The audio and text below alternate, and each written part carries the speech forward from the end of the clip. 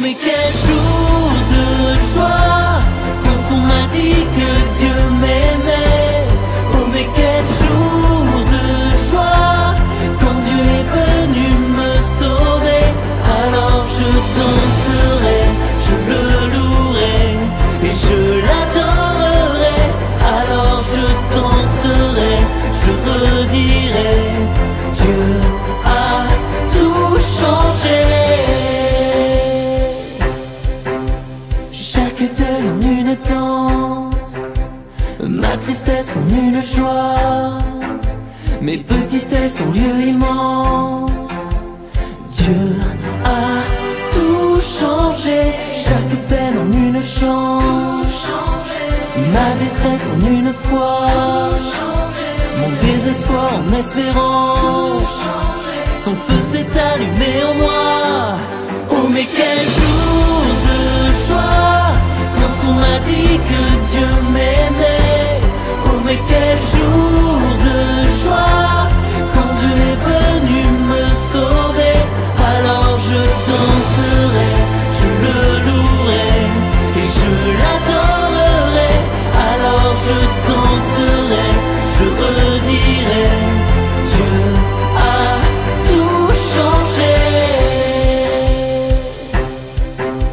Chaque peur en sa confiance, mes ténèbres en son éclat, tous mes échecs en sa puissance. Dieu a tout changé. Ma faiblesse en une force, tous mes chemins par sa voix, tous mes déserts en abondance. Son feu s'est allumé en moi. Oh mais quel jour de joie quand on m'a dit que Dieu m'aimait. Oh mais quel jour de joie quand Dieu est venu me sauver. Alors je danserai, je le louerai et je l'adorerai. Alors je danserai, je redirai, Dieu a tout changé.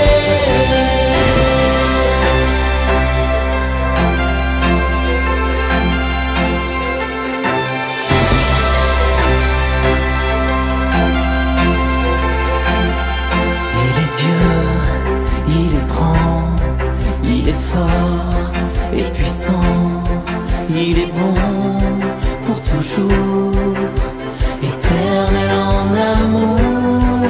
Il est Dieu, il est grand, il est fort et puissant. Il est bon pour toujours, éternel en amour. Oh mais quel jour de joie quand on m'a dit que Dieu m'aimait. Oh mais quel jour de joie quand Dieu est venu me sauver. Alors je danserai, je le louerai et je l'adorerai. Alors je danserai, Dieu a tout changé, tout changé, tout changé.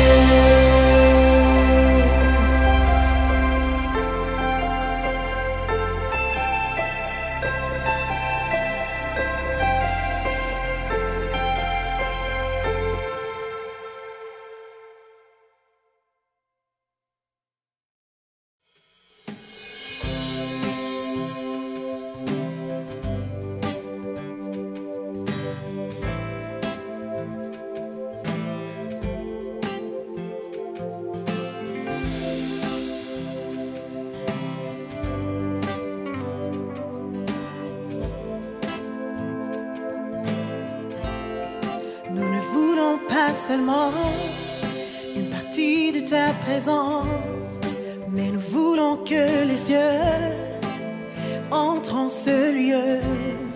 Saint-Esprit, envahis-nous, que ta voix se fasse entendre. Oui, nous voulons que les cieux entrent en ce lieu. Oh, oh, oh, envahis ce lieu.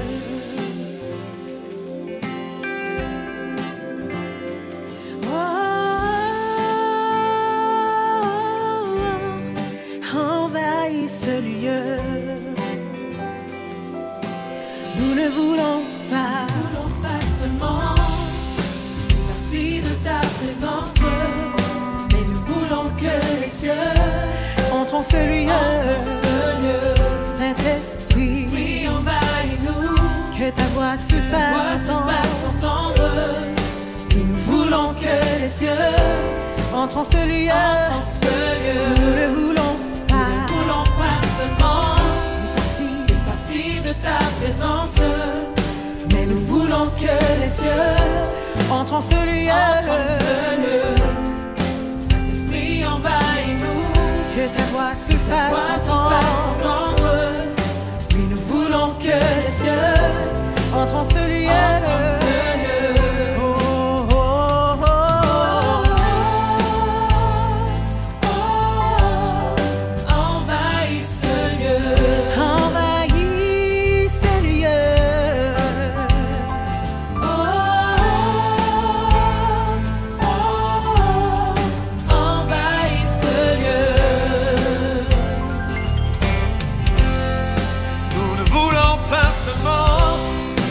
Partie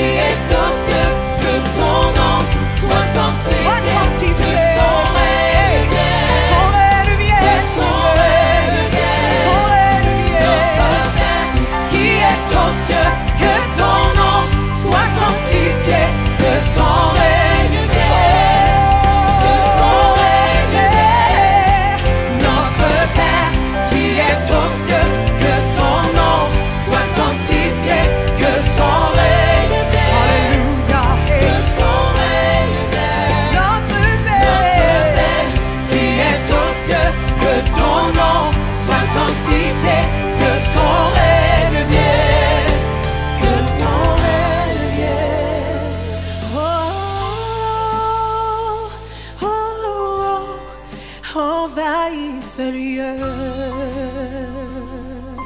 Oh yes, God. Oh, oh, envahit ce lieu. Saint-Esprit, Saint-Esprit, viens. Envahit ce lieu. Oui, Seigneur, envahit. Saint-Esprit, viens. Envahit ce lieu. Vas-y, chante-le.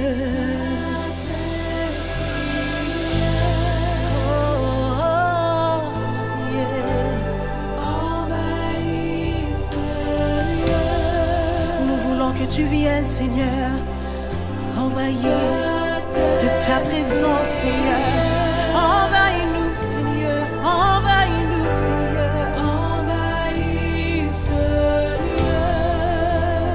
Chante-le de tout ton cœur, Saint-Esprit. Saint-Esprit, viens.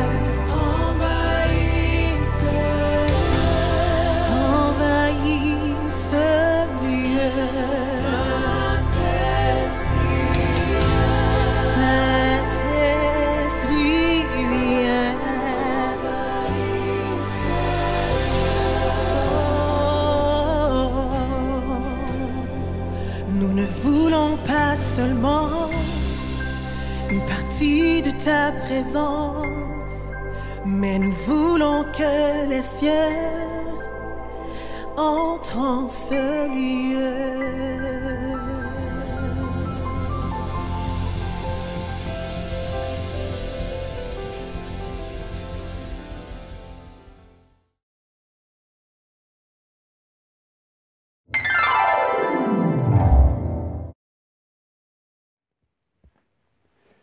Chers amis, bonsoir. Je suis heureux de vous retrouver sur cette émission du milieu de semaine.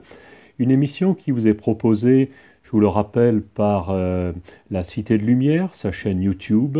Cité de Lumière qui est basée au 46 rue du Faubourg Sermoran à Voiron.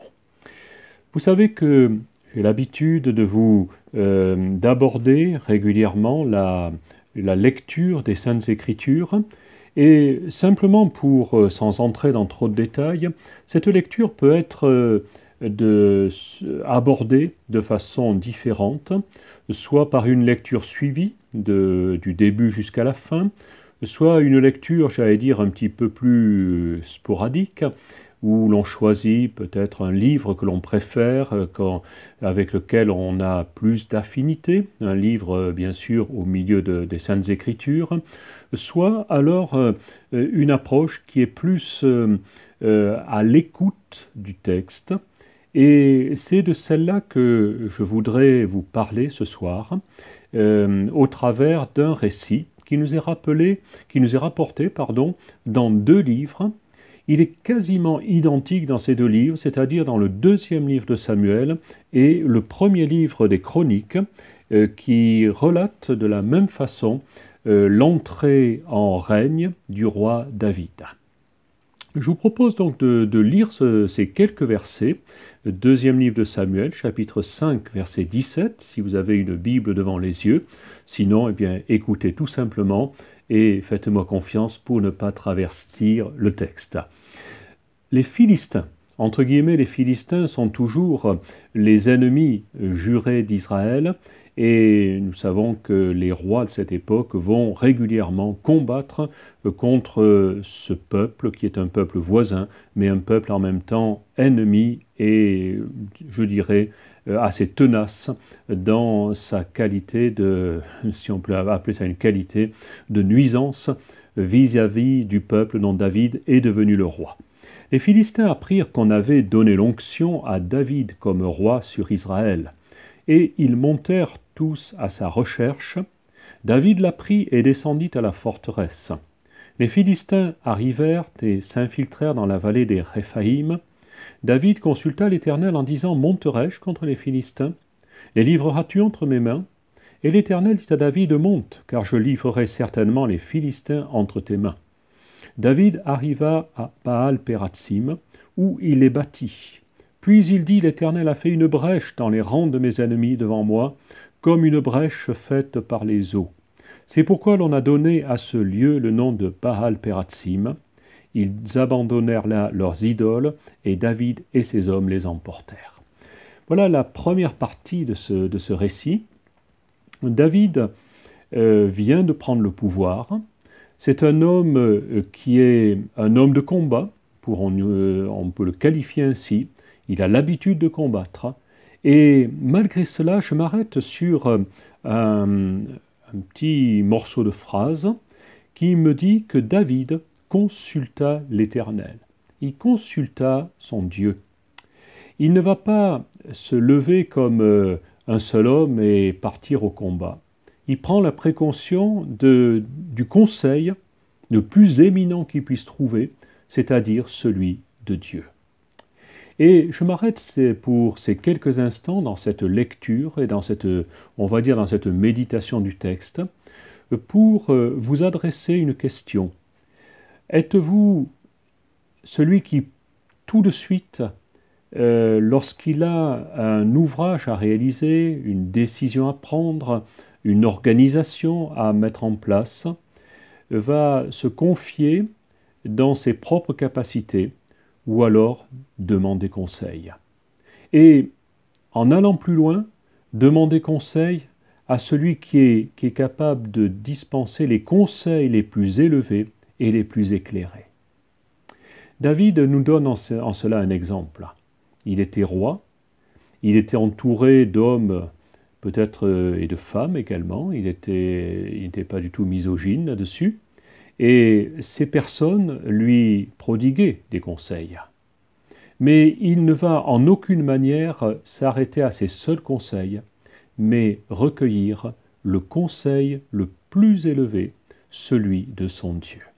Je vous invite à faire de même, et sans aller plus dans le détail, c'est un conseil que je vous donne, de vous enquérir du conseil de Dieu, quelles que soient les décisions que vous allez prendre. Bon, il est évident que je ne vais pas prendre le conseil pour savoir si je dois manger à 9h ou à 10h, ou faire ou prendre ce type de décision avec le soin d'un conseil très élevé. Mais il y a tellement de circonstances dans la vie où nous avons besoin d'y voir clair et simplement prendre le conseil de Dieu, de s'arrêter, de lui poser la question, peut-être de lire, de se plonger son regard dans la lecture de la parole de Dieu, va pouvoir complètement changer votre approche des choses. Lorsque David continue, il va recevoir naturellement la réponse de Dieu. Le texte ne nous dit pas de quelle manière les choses vont se passer, mais la plupart du temps, c'est en général par une certaine tranquillité d'esprit qui s'installe en nous pour dire c'est bon, tu es sur la bonne voie, tu as la paix, tu peux y aller, tu te sens à l'aise dans ce que tu vas faire, et en cela, je pense que l'on a l'approche d'un assentiment de celui qui gouverne l'univers et qui connaît chacun des détails de notre vie. David va donc recueillir ce conseil, et l'Éternel va lui répondre, monte, car je livrerai certainement les Philistins entre tes mains. Et à ce moment-là, David va combattre.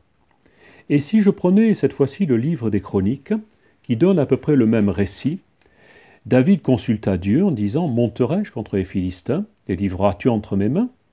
L'Éternel lui dit « Monte, je les livrerai entre tes mains. » Ils montèrent à Baal-Pératsim, où David les battit.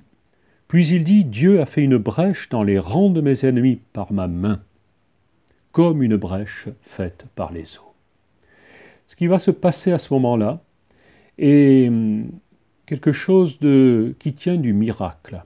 Car il nous est dit que les Philistins s'étaient répandus dans ce que l'on appelait la vallée des Réphaïm.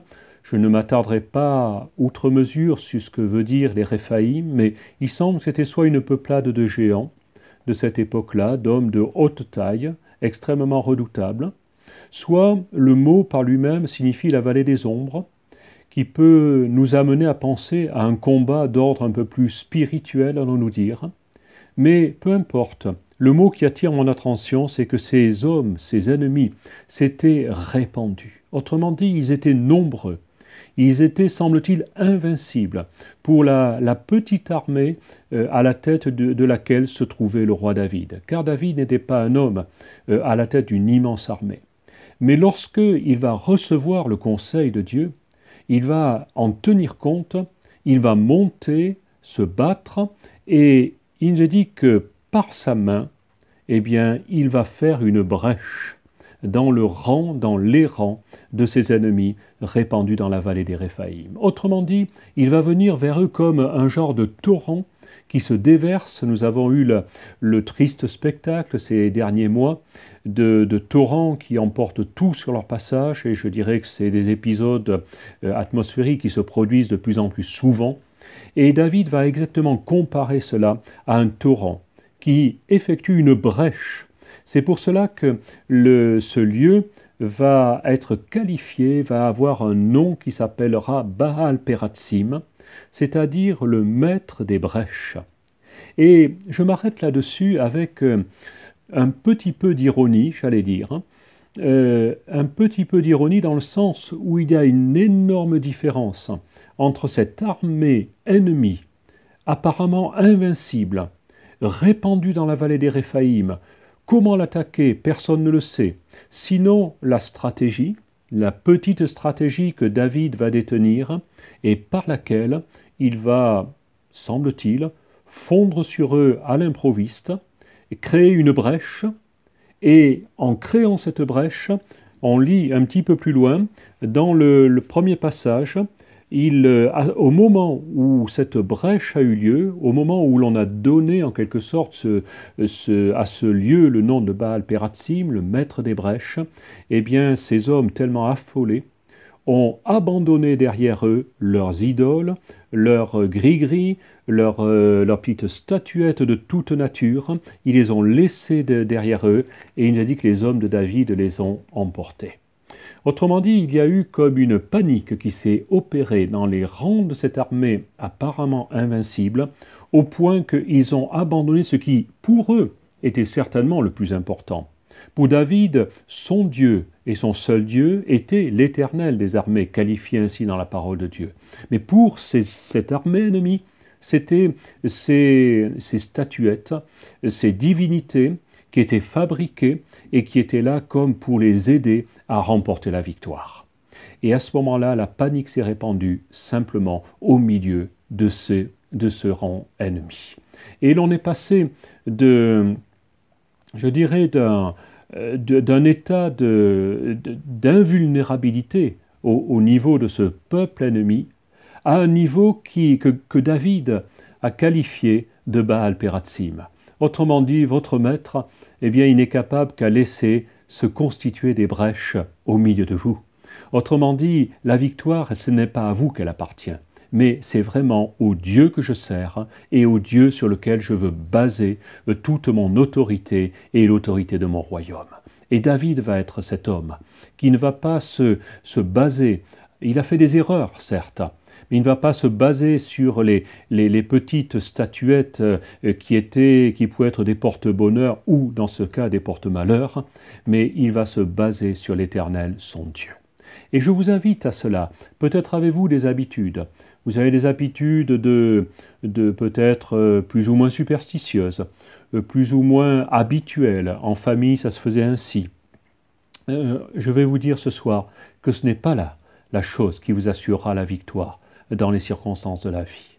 Un seul, je ne veux pas vous condamner là-dessus, je ne veux pas vous dire que vous êtes complètement à côté, mais en même temps, je veux vous dire, vous ne tirerez rien de ces quelconques habitudes, de ces quelconques superstitions. Ces hommes en ont été à tel point qu'ils ont complètement abandonné tout cela derrière eux sur le champ de bataille. Tandis que l'armée du roi David, eh bien, remportait la victoire, et une victoire qui avait été éclatante. Et à ce moment-là, il ne restait plus à qualifier le maître de l'ennemi qu'un maître qui était uniquement capable de laisser faire au sein des rangs de son armée eh bien, des brèches. C'était une armée qui devenait poreuse, qui devenait percée comme un panier et qui ne pouvait pas contenir les assauts d'une petite troupe modeste qui était à la tête duquel se trouvait le nouveau jeune roi David, et la victoire avait été assurée. Nous allons aller un petit peu plus loin tout à l'heure et je vous propose maintenant une pause musicale en vous donnant rendez-vous dans quelques instants. À tout à l'heure.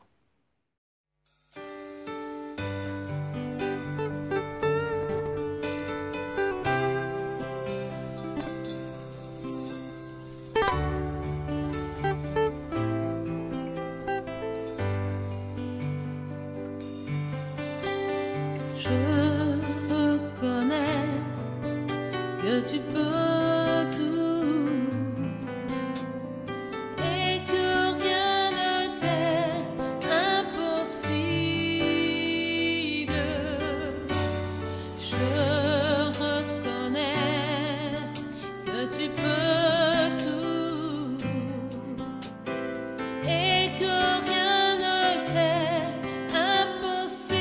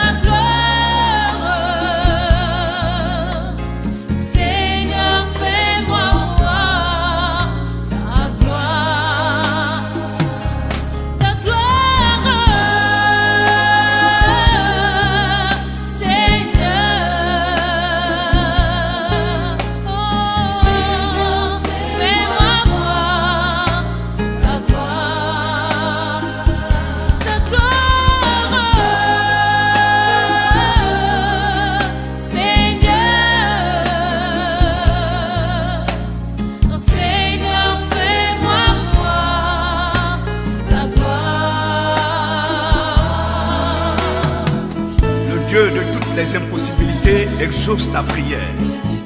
En effet, ta lumière poindra comme l'aurore et ta guérison germera promptement. La justice marchera devant toi et la gloire de l'Éternel t'accompagnera.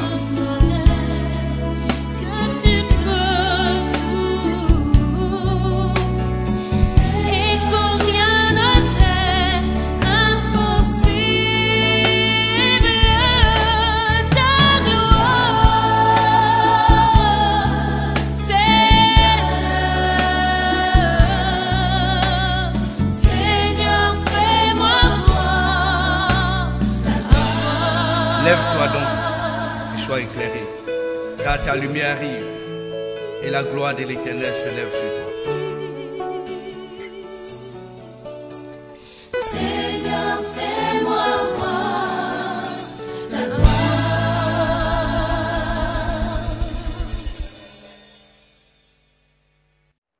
Chers amis, rebonsoir. Après cet intermède musical, nous revenons dans ce lieu nommé Baal Peratsim, alors que David vient de remporter la victoire sur ses ennemis. Et il nous est dit dans le livre de Samuel, nous allons faire voir une différence, que sur ce champ de bataille, il nous est dit que les Philistins abandonnèrent leurs idoles et David et ses hommes les emportèrent. Qu'en ont-ils fait? Le livre de Samuel ne le dit pas, mais j'ai envie de dire, pas un bon plan. C'était pas un bon plan. Il aurait mieux valu faire autre chose, que le livre des Chroniques va nous présenter d'une façon différente. Ils abandonnèrent là leurs dieux, cette fois-ci ce sont même des dieux. David donna l'ordre de les consumer par le feu. En ceci, la parole de Dieu est complémentaire. Deux récits quasiment identiques, mais deux conclusions du milieu de récit, allons-nous dire, qui sont radicalement différentes. Ils ont emporté les statuettes, les gris-gris et tout le, excusez-moi, le bazar qui était là, et ils lui ont fait un sort à ce tas de gris-gris et d'autres choses. David a dit, tout cela, on ne va pas le garder pour nous. Même s'il y en a peut-être qui ont échappé dans la tente de quelques soldats, David va leur dire, écoutez, tout cela, nous n'en avons rien à faire. Notre Dieu n'est pas le Dieu des Philistins, mais c'est l'Éternel qui nous a donné aujourd'hui la victoire. Aussi, je vous donne l'ordre de détruire tout ce panthéon de divinité par le feu. Une sage décision, parce que ces Philistins ne vont pas s'avouer nécessairement vaincus. Et nous voyons que la deuxième partie du récit va être le retour des Philistins. Si nous lisons dans 1 Chronique, chapitre 14, verset 13, il nous est dit que les Philistins se déployèrent de nouveau dans la vallée. Et David consulta encore Dieu, sage habitude. Et Dieu lui dit, tu ne monteras pas derrière eux. Autrement dit, l'ordre de Dieu est différent, la direction de Dieu est différente. Prends-les à revers, et tu arriveras sur eux vis-à-vis des mûriers. Quand tu entendras un bruit de pas dans les cimes des mûriers, alors tu sortiras pour combattre, car c'est Dieu qui sort devant toi pour battre le camp des Philistins. David fit ce que Dieu lui avait ordonné, et ses troupes battirent le camp des Philistins depuis Gabaon jusqu'à Gézer, sur, allons-nous dire, une 50aine de kilomètres à peu près. Et la renommée de David se répandit dans tout le pays, et l'Éternel le fit redouter par toutes les nations. Après cette première bataille livrée sous la direction de David, général en chef, Dieu va lui dire cette fois-ci les choses ne se passeront pas de la même façon. Je te demande de ne pas être le général en chef toi-même. Mais c'est moi-même, Dieu, qui serai ton général en chef. C'est moi-même qui sortirai à la tête de ton armée. Et tu vas agir de cette façon, on entend cette façon d'agir, tu vas te tenir là, en embuscade, silencieux, et tu vas tendre l'oreille, jusqu'au moment où un bruit inhabituel, fort ou pas fort, je ne sais, mais venant de la cime des arbres qui sont dans la vallée, ces mûriers qui sont là, ces mycocouliers, eh bien tu vas entendre ce bruit, et à ce moment-là, tu vas seulement te lever, et tu vas aller combattre. Ce combat m'appartient. Le précédent, tu as battu les ennemis, tu as fait une brèche dans leur rang par ta main. Mais cette deuxième fois, c'est moi-même, l'Éternel, qui va marcher à ta tête. Prends-les à revers, et tu arriveras vis-à-vis d'eux de cette façon-là. Et c'est moi qui monterai à ta tête. Ce récit a une importance capitale.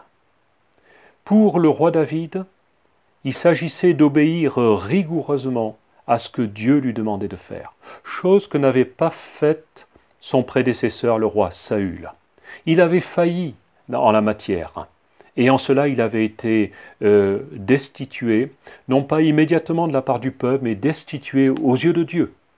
Il n'était plus l'homme selon Dieu, alors que David le restera, l'homme qui écoute ce que Dieu lui dit. Et ce soir, je m'attarde quelque peu là-dessus, pour vous inviter à être attentif à la direction que Dieu veut donner à votre vie. Il y a des choses où vous avez entrepris certaines actions, vous avez tenté quelque chose, vous n'étiez pas réellement en paix. Votre cœur vous reprochait quelque chose, mais vous n'avez pas écouté, et les choses ne sont pas allées comme elles devaient aller, alors que vous auriez dû attendre. David a attendu, silencieusement, attentivement, et les choses se sont passées comme Dieu lui-même l'avait dit. Ce soir, je veux vous encourager, non pas à vous lamenter sur les échecs du passé, mais à prendre une décision. Et cette décision, c'est simplement celle que la parole de Dieu vous dit dans un autre passage, « J'écouterai ce que Dieu dit ». Vous pouvez l'écouter de différentes façons.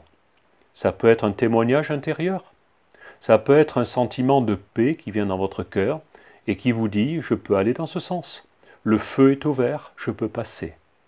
Par contre, s'il y a la moindre gêne, la moindre incertitude, peut-être être le signe de vous demander, le moment de vous demander, de revoir votre position, de ne pas prendre de décision immédiate, mais plutôt d'attendre.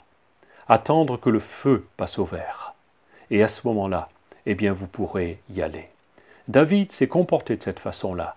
Et au moment où il s'est comporté ainsi, eh bien, la victoire a été au bout du chemin. Elle a été comme, je dirais, préparée sur un tapis de velours. Parce que David n'avait plus qu'à agir, et la seule chose qui lui restait à faire, avec peut-être un peu moins de superbe, parce qu'il n'a pas pu dire « c'est ma main qui m'a fait accomplir cette grande victoire », mais nous avons conjugué nos talents avec mon Dieu, celui qui guide ma vie et qui est l'autorité suprême sur mon royaume. Il a fallu qu'il puisse faire fermer la bouche à tous les membres de son armée. Peut-être n'était-ce pas facile, mais nous avons un épisode un peu semblable lorsque le peuple conduit par Josué va entrer en possession de la terre de Canaan en regard de la ville de Jéricho, autour de laquelle Dieu va demander à Josué et à toute son armée de tourner. Et cette armée va tourner. Elle va tourner pendant plusieurs jours, 6 jours. Et le 7e jour, eh bien, Dieu va leur dire, vous tournerez encore davantage. Ces 6 premiers jours, c'était silence complet. Personne n'avait le droit de faire des commentaires, de se dire, mais qu'est-ce qu'on est venu faire ici? Il fallait marcher, tourner, continuer à marcher, continuer à tourner. Et le dernier jour, alors que la fatigue se faisait peut-être un peu ressentir, avec une pointe, je dirais même plus qu'une pointe de découragement, eh bien il fallait tourner encore davantage. Jusqu'au moment où Josué va donner l'ordre, cette fois-ci il était donné avec une clarté qui ne pouvait pas se contester, maintenant vous allez crier, vous allez hurler, vous allez faire retentir vos instruments, vos cornes, ce qu'on appelle un chauffard, c'est-à-dire une corne d'antilope, et vous allez souffler comme il est possible dedans. Et à ce moment-là, la victoire sera là, les murs s'effondreront, et vous pourrez rentrer dans la ville. Y a-t-il des murailles sur votre vie? Y a-t-il des difficultés que vous ne pouvez pas surmonter? La parole de Dieu nous invite, au travers d'un psaume, à garder le silence. Il est bon d'attendre en silence le secours de l'Éternel. Parfois, il faut agir. Dans la première partie de ce récit, David était un homme comme les autres. Il était un général, et il a agi. Il a combattu, et il a remporté la victoire. Et il a pu ensuite tellement être heureux de cette victoire, qu'il a même tourné en dérision l'armée ennemie. Baal Peratsim. Hein, ils auraient pu avoir un autre nom pour qualifier cet endroit. Mais c'est un nom dont on se souvient. Une brèche avait été faite. Cette brèche avait montré la fidélité de David au combat. Mais la suite a montré la fidélité de David dans son écoute de ce que Dieu avait à lui dire. Ce soir, je ne veux pas dire que vous n'êtes pas quelqu'un qui écoute la voix de Dieu. Mais il peut arriver que dans certaines circonstances, on ait besoin plus que jamais de l'écouter.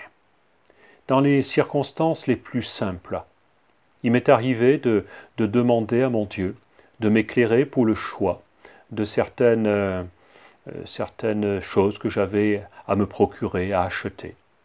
D'autres fois, il m'est arrivé de m'arrêter pour demander à Dieu ce qu'il pensait de telle situation et comment je devais m'y engager. Chaque fois que je l'ai fait, cette situation a été couronnée de succès et je n'ai pas eu à le regretter. Mais il est arrivé d'autres fois où je me suis engagé dans des achats, dans des décisions qui étaient un peu inconsidérées. Bon, ça n'a pas non plus été toujours une catastrophe, mais ça ne m'a pas procuré le plaisir dont j'avais besoin. Ça ne m'a pas procuré la satisfaction que j'aurais pu mériter. Et je l'ai parfois un petit peu regretté. Ce soir, je vous invite à considérer ce que nous venons de lire. Vous pourrez le relire dans le deuxième livre de Samuel, au chapitre 5, comme dans le premier livre des Chroniques, au chapitre 14. Vous feuilleterez votre Bible ainsi, et vous pourrez trouver ce même récit rapporté de deux façons différentes, avec le complément dont nous avons parlé tout à l'heure, c'est-à-dire le sort que David a réservé à ses dieux, à ses divinités, je dirais un petit peu de fortune, que les Philistins amenaient jusque sur le champ de bataille. Et nous voyons qu'il s'en est séparé, il s'en est dessaisi pour dire « je ferai encore davantage confiance à mon Dieu ». Ce soir, je vous invite à être de ceux qui font et qui ont cette confiance dans le Dieu de la Bible. Ce que nous avons lu ce soir n'est pas simplement un petit truc pour endormir les enfants lorsqu'ils sont un petit peu fatigués de leur journée. C'est réellement la parole de Dieu, écrite pour notre instruction. Faites confiance à Dieu.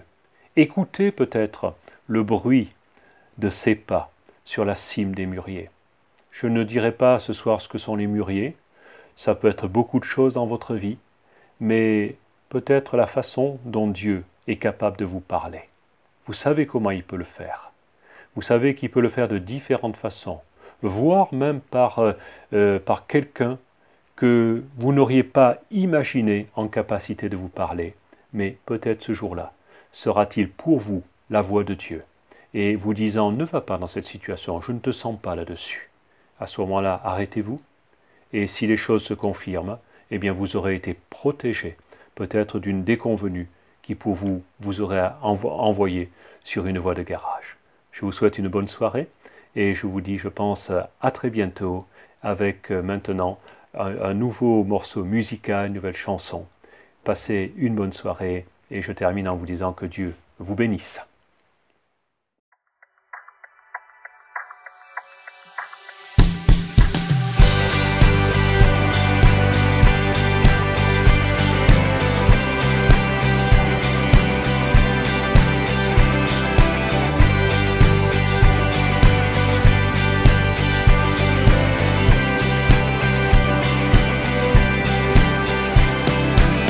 Qui brise le pouvoir du mal de la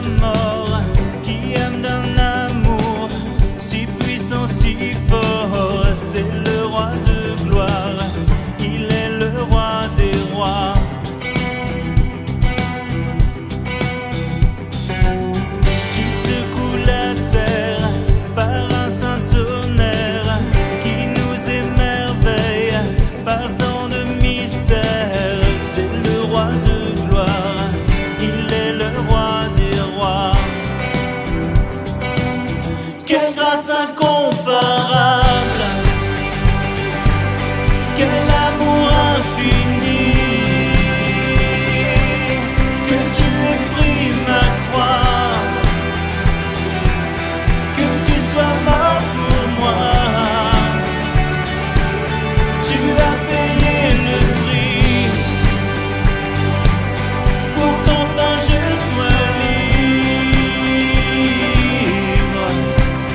Oh Jésus, je te chante pour ce que tu as fait.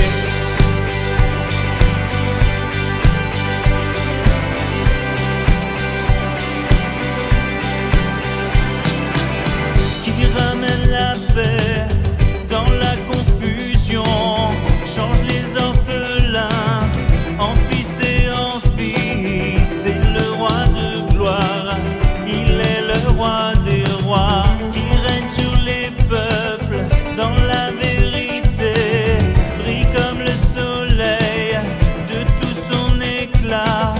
C'est le roi de gloire, il est le roi des rois. Quelle grâce incomparable,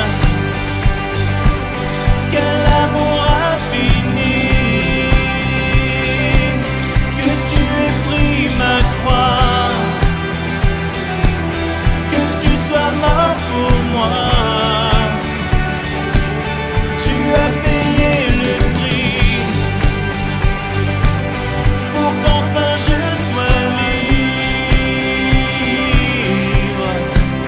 Oh Jésus, je te chante pour ce que tu as fait. Digne est l'agneau immolé, digne est le roi vainqueur sur la mort. Digne est l'agneau immolé, digne est le roi vainqueur sur la mort. Digne est l'agneau immolé, digne est le roi vainqueur sur la mort. Digne est l'agneau immolé. Quelle grâce incomparable,